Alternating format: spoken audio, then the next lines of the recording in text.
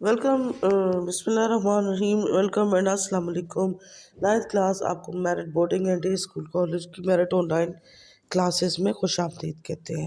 تو اسٹوڈنٹس ہم لوگ جو ہے اپنے پاکستان اسٹڈیز میں اپنا جو لیکچر تھا ہم لوگوں نے 1945-46 کے الیکشن کے بارے میں پڑھا تھا کہ کس طرح سے یہ جو الیکشن ہوئے تھے اس میں مسلم لیگ نے کس طرح کامیابی حاصل کی. مسلم لیگ جو تھی وہ قومی اسمبلی کے جو الیکشن تھے وہ 1945 میں کہا کہ ہم لوگ کریں گے. تو اس میں جو مرکز کی نشستیں تھی 100 ٹوٹل تھی، ان میں سے 30 مسلمانوں کی تھی. تو جب الیکشن کا رزلٹ آیا تو مسلمانوں نے 30 کی 30 نشستیں جیتی، یعنی بہت بڑی کامیابی ان کے لیے. پھر جو اسی طرح جو پروویژنل اسمبلی تھی، صوبائی اسمبلیوں کے جو الیکشن ہوئے 1946 کے سٹارٹ میں، تو اس میں بھی جو مسلمانوں کے لیے 495 ٹوٹل ان کی سیٹس تھی، جن میں سے مسلم لیگ نے 439 سیٹس حاصل کی، یعنی تقریباً 89% کامیابی انہوں نے حاصل کی. اور یہ 45-46 کے الیکشن تھے، انہوں نے اس چیز کو پروف کر دیا تھا کہ واقعی جنہوں نے جو کہا تھا وہ بالکل ٹھیک تھا. ٹھیک ہو گیا؟ تو آج اس کے ساتھ ہی کہ آج کا جو ہمارا ٹاپک ہے وہ ہے ہمارا کیبنٹ مشن پلان، یعنی آج ہم کابینہ مشن پلان کے بارے میں پڑھیں گے. تو میں اس کو تھوڑا سا پہلے آپ کو بتا دیتی ہوں، اس کے بعد پھر ہم اپنا کام شروع کرتے ہیں. تو اسٹوڈنٹس، کابینہ مشن پلان جو تھا کیبنٹ، اس کا بیک گراؤنڈ ہم تھوڑا سا کرتے ہیں کہ جب سیکنڈ ورلڈ وار ختم ہوئی، یعنی جنگ عظیم جو دوم کی فتح پر، تو برٹش میں لیبر پارٹی جو تھی وہ پاور میں آئی. اور اس کے کیا ہوا کہ جو اس وقت کے جو وزیر اعظم تھے سر ونسٹن چرچل، ان کی جگہ پہ مسٹر جو اٹیلی تھے وہ منتخب ہوئے.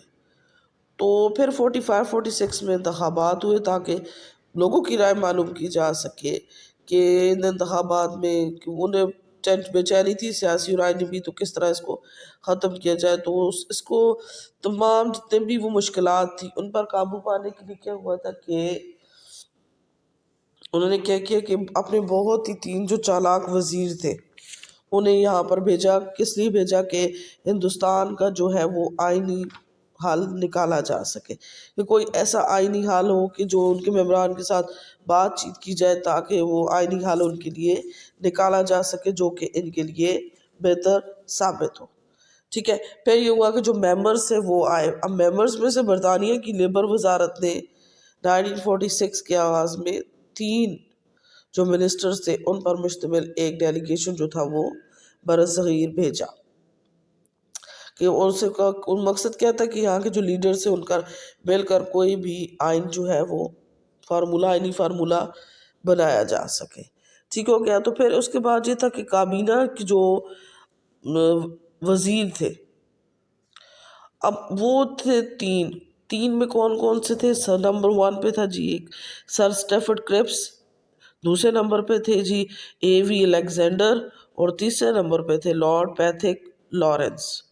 اب اس کے ساتھ آپ کو یہ بتاتے چلو کہ جو سر اسٹیفرڈ کرپس تھا یہ برٹش میں ان کا پریزیڈنٹ آف ٹریڈ تھا، جبکہ اے وی جو الیگزینڈر تھے وہ نیول فورس کے ہیڈ تھے، اور جو لارڈ پیتھک لارنس تھے وہ سب کانٹیننٹ یعنی برصغیر اور برما کے سیکٹری آف اسٹیٹ تھے برٹش کی طرف سے. یعنی تینوں ہی بہت چالاک لوگ انہوں نے ڈھونڈ کر بھیجے تھے تاکہ جو برصغیر یعنی سب کانٹیننٹ ہے اس کا کوئی بہترین حل نکالا جا سکے. تو یہ تینوں جو لیڈرز تھے، یہ جو کیبنٹ مشن تھا یہ 24 مارچ 1948 کو دہلی پہنچا، اور اس کے بعد انہوں نے سب کے ساتھ ڈسکشن کی، جن میں پروویژنل منسٹرز تھے، اس کے ساتھ ایگزیکٹو کونسلز کے لوگوں سے انہوں نے بات چیت کی. اس کے بعد انہوں نے جو ہندوستان کے مختلف لیڈرز تھے ان سے ملاقاتیں کی. انہوں نے کانگریس کی طرف سے انہوں نے ابوالکلام آزاد، نہرو اور گاندھی سے کی، جبکہ مسلم لیگ کی طرف سے انہوں نے قائد اعظم کے ساتھ اس بات پر ڈسکشن کی، لیکن دونوں صورتوں میں اسے ناکامی نظر آئی. تو کابینہ مشن جو تھا وہ پھر 12 مئی 1946 کو مشن جو تھا وہ ناکام ہو گیا، اور دونوں جو جماعتیں تھی مسلم لیگ اور کانگریس، دونوں کے جو نقطہ نظر تھے، جو پوائنٹ آف ویو تھے، بالکل ہی اپوزٹ تھے. تو اس چیز کو بیس کر کے اس نے کچھ تجاویز جو تھی وہ انہوں نے پیش کی تھی. اب بچے تھوڑا سا ہم اپنی بک کے ساتھ کنسلٹ کر کے پڑھتے ہیں. سب سے پہلے کہتے ہیں کیبنٹ مشن پلان، یعنی کابینہ mission plan 1946. Cabinet mission is an important turning point in the freedom movement of Muslims of Indo-Pak کہ جو برصغیر پاک و ہند کے مسلمانوں کی جدوجہد آزادی ہے، اس میں وزارتی مشن ایک اہم موڑ کی حیثیت رکھتا ہے. After the failure of Cripps mission, جب کرپس مشن ناکام ہوا، اس کی ناکامی کے بعد the British government sent a mission of 3 members. تو کیا ہوا کہ اس نے ایک 3 ممبرس پر مشتمل ایک British cabinet to search for the possible solution of Indian problem. 3 افراد پر مشتمل، جیسے میں نے آپ کو پہلے بتایا کہ ایک وفد بھیجا تاکہ برٹش جو سب کانٹیننٹ کا وہ کوئی نہ کوئی سولوشن چاہتے تھے کہ انڈیا کا کوئی آئینی حل نکالا جا سکے. ممبرز میں نے آپ کو بتایا تھا کہ ایک تھے سر اسٹیفرڈ کرپس، دوسرے نمبر پہ اے وی الیگزینڈر، اور نمبر 3 پہ تھے لارڈ پیتھک لارنس. سر اسٹیفرڈ کرپس جو تھا وہ برٹش کا پریزیڈنٹ آف ٹریڈ تھا، اے وی الیگزینڈر جو تھا وہ نیول فورس کا ہیڈ تھا، اور جو لارڈ پیتھک لارنس تھا وہ سب کانٹیننٹ اور برما میں سیکرٹری آف اسٹیٹ تھے برٹش کی طرف سے. کہ تینوں بہت تگڑے سے لوگ انہوں نے چنے تھے تاکہ کوئی آئینی حل اس کا نکالا جا سکے. Mission on arrival at India met with the leaders including Maulana Abul Kalam Azad and Gandhi from Congress and Qaid-e-Azam from the Muslim League. کہ وہ جو ملا یہاں پہ لیڈر سے ملا، جن میں کانگریس کی طرف سے وہ گاندھی سے اور مولانا ابوالکلام آزاد سے ملا، جبکہ مسلم لیگ کی طرف سے وہ قائد اعظم سے ملا. Quaid Azam representing the Muslim insisted on the establishment of Pakistan while Congress insisted on united India. اب قائد اعظم جو ملے تھے تو انہوں نے مسلمانوں کی نمائندگی کرتے ہوئے پاکستان کے قیام پر زور دیا، جبکہ کانگریس جو تھی وہ صرف یونائٹڈ انڈیا پر زور دے رہی تھی. The cabinet mission during discussions were convinced upon the causes of separation from Hindus and opposed the idea of Pakistan on the basis that it is impossible in practice. اب جب ہوا کانگریس جو تھی زور دے رہی تھی، تو مذاکرات کے دوران جو وزارتی مشن تھا، جو کیبنٹ مشن تھا، مسلمانوں کے الگ شناخت اور ہندوؤں سے علیحدگی کے اسباب پر قائل بھی اس کو ہونا پڑا. لیکن اس کے باوجود مشن نے پاکستان کے تصور کی بنیاد پر مخالفت کی کہ یہ ناقابل عمل ہے. کہ حالانکہ وہ اس چیز کو مان رہے تھے کہ واقعی مسلمانوں کے لیے علیحدہ ملک ہونا چاہیے، انہیں ہندوؤں سے، وہ اس چیز کو مان بھی رہے تھے، لیکن اس کے باوجود وہ لوگ کہہ رہے تھے کہ نہ جی اس کی تقسیم ممکن نہیں ہے، اس لیے اس کو تقسیم نہ کیا جائے. Several sessions of discussion were held between the Muslim League, the Congress and member of British cabinet, but the practice could not agree at any formula. کہ بہت سے ان دونوں کے درمیان مذاکرات ہوئے، لیکن کانگریس اور مسلم لیگ دونوں ہی کوئی بھی بات ماننے کو تیار نہیں تھی. Therefore, at the end، تو آخر میں کیا ہوا؟ The cabinet mission submitted the proposals of 16 May 1946. تو پھر کیبنٹ مشن نے 16 مئی 1946 کو انہوں نے تجاویز پیش کی. اب یہ جو تجاویز تھی، اب ان کی مین چیز تھی، اب یہ جو تجاویز تھی ان کو آگے کیا کیا انہوں نے کیا کہ these proposals can be divided into 2 parts. اب انہوں نے اس کو 2 حصوں میں تقسیم کر دیا. 2 حصوں میں کیسے اس کو تقسیم کیا؟ انہوں نے کہا کہ ایک ہوگی شارٹ ٹرم، دوسری ہوگی لانگ ٹرم. یعنی ہم ایک قلیل المیعاد کریں گے، دوسری ہم طویل المیعاد کریں گے. ایک تھوڑے ٹائم کے لیے ہوگی اور ایک زیادہ ٹائم کے لیے ہوگی. According to the short term proposals, اب کہتے ہیں کہ چھوٹے جو قلیل المیعاد جو ہماری ہوگی اس کی روح سے کیا ہے؟ Second term, according to the proposal, the party, short term proposal, the party which will accept these proposals will be invited to be included in the interim government. اب قلیل المیعاد جو تجاویز تھے، اسے جو پارٹی ان تجاویز کو قبول کرے گی اسے عبوری حکومت میں شامل ہونے کی دعوت دی جائے گی. یعنی جو شارٹ تھی ان کی شارٹ پرپوزل میں یہ تھا کہ جو بھی پارٹی جو ہے ان کی تجاویز کو مانے گی اسے ہم نے جو انٹرم گورنمنٹ ہوگی اس میں شامل ہونے کی دعوت دے دیں گے. ٹھیک ہو گیا.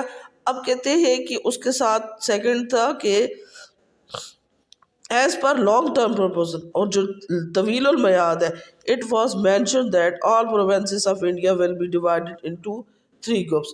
اب یہاں پہ کہتے ہیں کہ شارٹ پرپوزل یہ تھی کہ اگر جو ہے وہ پارٹی مان لے گی، جو بھی پارٹی ان تجاویز کو، ہم اسے عبوری حکومت بنانے کی دعوت دے دیں گے، اور لانگ ٹرم میں یہ ہوگا کہ ہندوستان کو 3 گروپ میں تقسیم کر دیا جائے گا۔ کتنے؟ 3 گروپس میں تقسیم کر دیا جائے گا، ٹھیک ہے۔ تو اب جو تقسیم کی باری تھی، اب انہوں نے کہا کہ اگر آپ شارٹ ٹرم پرپوزلز کرتے ہیں لانگ ٹرم میں، شارٹ ٹرم میں کریں گے تو ساری مانیں گے تو ہم آپ کو دیں گے، لیکن اگر آپ لانگ ٹرم کو کریں گے تو لانگ ٹرم میں یہ چیز جو ہے، یہ جو ہے اس کو 3 حصوں میں ڈیوائڈ کر دیں گے، ٹھیک ہے۔ اچھا جی اسٹوڈنٹس، تو پھر اس طرح سے تھا کہ ایک تو تھی شارٹ ٹرم پرپوزل، ایک لانگ ٹرم پرپوزل تھی۔ جو لانگ ٹرم پرپوزل تھی اس کے مطابق، شارٹ ٹرم میں تو یہ تھا، انہوں نے کہا تھا کہ ہم لوگ جو ہے جو مان لے گا اسے حکومت بنانے کی دعوت دیں گے، لیکن ایک آگے تھی لانگ ٹرم پرپوزل۔ اب جو لانگ ٹرم پرپوزل تھی، اس نے کہا تھا کہ ہم لوگ انڈیا کو، یعنی سب کانٹیننٹ کو 3 حصوں میں ڈیوائڈ کریں گے۔ اب 3 حصوں میں جو اس کو ڈیوائڈ کرنا تھا، اس میں ہمارے پاس کیا تھا جی کہ ایک تھا گروپ 1 جس میں انکلوڈنگ ہندو میجورٹی پروونسز سے، جن میں یو پی تھا، مدراس، بامبے، سینٹرل پروونسز، اڑیسہ اور بہار وغیرہ۔ گروپ بی جو تھا including the Muslim majority provinces like Punjab, کے سندھ اینڈ بلوچستان، اور گروپ سی جو تھا اس میں مسلم میجورٹی پروونسز سے، جن میں آپ کے پاس بنگال اور آسام کا۔ تو یہاں پہ یہ جو میں آپ کو میپ دکھا رہی ہوں بیٹا، اس میں آپ دیکھ لیں کہ اس کو 3 حصوں میں کیوں ڈیوائڈ کیا گیا۔ دیکھیں ایک سائڈ پہ آپ کو پاکستان نظر آ رہا ہے، جہاں پہ اس مسلمز کو انہوں نے 2 گروپس میں ڈیوائڈ کیا، جبکہ انہوں نے جو ہندوز تھے ان کو ایک گروپ میں ڈیوائڈ کیا۔ اب یہاں پہ مسلمانوں کو 2 حصوں میں تقسیم کرنے مقصد کیا، دیکھیں آپ کو نظر آ رہا ہے، ایک سائڈ پہ آپ کو پاکستان نظر آ رہا ہے، ٹھیک ہے، درمیان میں آپ کو پورا ایک بھارت نظر آ رہا ہے، اور ایک سائڈ پہ آپ کو یہ چھوٹا جو ہے بنگلہ دیش نظر آ رہا ہے، ٹھیک ہے۔ تو یہاں پر اب مقصد کیا تھا کہ انہوں نے ایک مسلم میجورٹی گروپ جو تھا وہ بنا دیا پاکستان کا، جس میں انہوں نے کے سندھ، پنجاب اور بلوچستان کو ملا دیا۔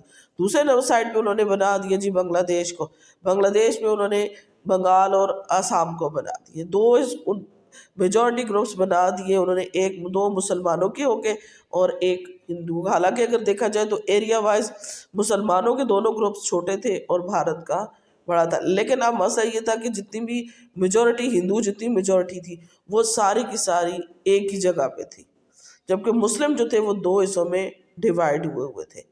ایک تھا جس میں مسلم جو میجورٹی 2 گروپس بنائے گئے تھے، درمیان میں جو تھا وہ ہندوؤں کا میجورٹی، یعنی وہ سارے ایک جگہ پر اکٹھے تھے۔ تو اس نے کیا کیا تھا کہ اس کو 3 گروپ میں ڈیوائیڈ کیا، کہ 2 مسلمز کے اور ایک جو تھا وہ ہندوؤں کا تھا، ٹھیک ہو گیا۔ اب یہاں پہ اب ہم نیکسٹ اس کے متعلق کرتے ہیں۔ اب وہ کہتے ہیں کہ there will be a central executive consisting of all the groups having defense, communication and finance department، کہ گروپ جو آپ لوگ کو بتایا گیا اس میں یہ تھا کہ اس کو پہلا گروپ جو تھا اس میں ہم نے بتایا کہ ایک ہندو اکثریتی گروپ تھے، جس میں جو آپ کے پاس یو پی وغیرہ تھے، گروپ بی میں مسلم اکثریت تھے جن میں آپ کے پاس کے پنجاب تھا، گروپ سی میں آپ کے پاس مسلم اکثریتی علاقے تھے یعنی بنگال اور آسام کا۔ اب نیکسٹ کہتے ہیں کہ there will be a central executive consisting of all the groups having defense, communication and finance department. Important thing is these proposal was that if a province desired separation from any group after 10 years will have the right of separation۔ اب اس میں کہا کہ ان گروپوں میں مشتمل ایک مرکزی انتظامیہ ہوگی، کہ یہ جو تینوں گروپس ہیں، گروپ اے بی اور سی، بی اور سی جو بھی ہے، کہتے ہیں ان تینوں پر مشتمل ایک سینٹرل ایگزیکٹو بنائی جائے گی، جو مرکزی کابینہ بنائی جائے گی، جس کے پاس کون کون سا ہوگا، جس کے پاس شعبے ہوں گے جی ڈیفینس کے، دفاع بھی اس کے پاس ہوگا، مواصلات بھی اس کے پاس، یعنی اس کے پاس کمیونیکیشن بھی ہوگا، اور اس کے پاس فائنانس ڈپارٹمنٹ بھی موجود ہوگا۔ اور اس میں سب سے بڑی یہ چیز یہ تھی کہ اگر تجاویز میں یہ بات ہے کہ 10 سال کے بعد اگر کوئی صوبہ کسی گروپ سے الگ ہونا چاہے تو اسے علیحدگی کا حق ہوگا، یعنی ایک صوبہ اگر دوسرے سے علیحدہ ہونا چاہ رہا ہے تو اس صورت میں وہ علیحدہ ہو سکتا ہے۔ اور اگر یہ چیز دیکھی جائے تو اس میں یہ تھا کہ اس میں مسلمانوں کو اپنا تھوڑا سا چاپ نظر آ رہا تھا، کہ مسلمانوں کا یہ تھا کہ چلو 10 سال کے بعد ہی صحیح کہ ہم لوگ جو ہے ہمیں کم از کم آزادی تو ملے گی، ٹھیک ہے۔ تو اسٹوڈنٹ آج ہم لوگوں نے جو اپنا میرے خیال سے اتنا ہاف ہماری بہت ہے، آج ہم لوگوں نے جو کیبنٹ مشن کے بارے میں یہ پڑھا تھا کہ کس طرح سے وہ ان کے وزراء جو آئے تھے، انہیں ڈیلیگیشنز ہوئی، کیا چیزیں تھیں، کس کس طریقے سے ان کو ڈیوائیڈ کیا گیا، اس کی جو پرپوزلز تھی ان کے بارے میں ہم لوگوں نے تھوڑا سا جانا۔ تو انشاءاللہ آپ نے اس کو پڑھنا بھی ہے، اپنے پاس نوٹ بھی کرنا اور یاد بھی کرنا، آپ سب کے پاس نوٹس موجود ہے۔ انشاءاللہ جو نیکسٹ لیکچر ہم اپنا سٹارٹ کریں گے وہ یہیں سے سٹارٹ ہوگا، کہ جو ہم نے اس کی پرپوزلز پڑھی تھی اس کے بعد اس کا بعد میں اینڈ دیکھیں گے، اس کا اینڈ کیا ہوا تھا، ٹھیک ہے اسٹوڈنٹس۔ اپنا بہت خیال رکھیے گا، اللہ حافظ۔